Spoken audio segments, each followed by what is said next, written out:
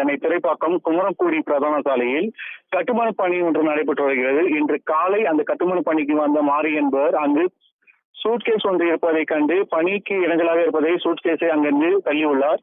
அப்பொழுது சூட்கேஸில் இருந்து ரத்தம் வடிந்துள்ளது. அதிர்ச்சியடைந்த அவர் துறைப்பாக்கம் காவல்துறைக்கு தகவல் தெரிவித்தனர். சம்பவ இடத்துக்கு வந்த போலீசார் அந்த சூட்கேஸை திறந்து பார்த்தபோது ஒரு பெண்ணை துண்டு துண்டாக வெட்டி கொலை செய்து சூட்கேஸில் அழைத்து வைத்து அங்கு வீசி சென்றது தெரிய வந்தது.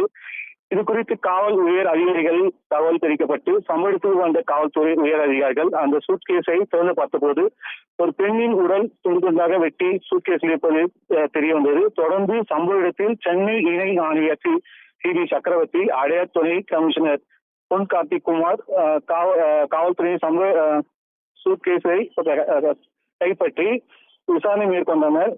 போலீசாரின் முதற்கட்ட விசாரணையில் பாலியல் தொழிலில் ஈடுபட்டு வரும் சென்னை மணலி சேர்ந்த தீபா என்பது தெரிய வந்தது.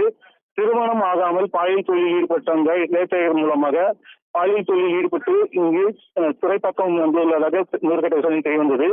தொடர்ந்து இச்சம்பவ இடத்தில் பெண்ணை துடித்ததாக வெட்டி சுட்டேசில் எடுத்து இங்கு யார் வைத்தார் என்பது குறித்த அப்பகுதியில் உள்ள சிசிடிவி காட்சிகளை ஆய்வு செய்த போது சிவகங்கை மாவட்டத்தைச் சேர்ந்த மணிகண்டன் என்பது தெரிய வந்தது. அதே பகுதியில் அவர் குடியிருந்துள்ளார்.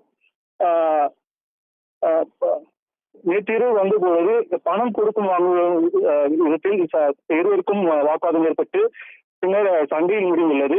இதனால் ஆத்திரமடைந்த மணிகண்டன் அந்த பெண்ணை கொலை செய்து சூட்கேஸில் அழைத்து வந்து அந்த சாலையில் வீசி சென்றுள்ளார்.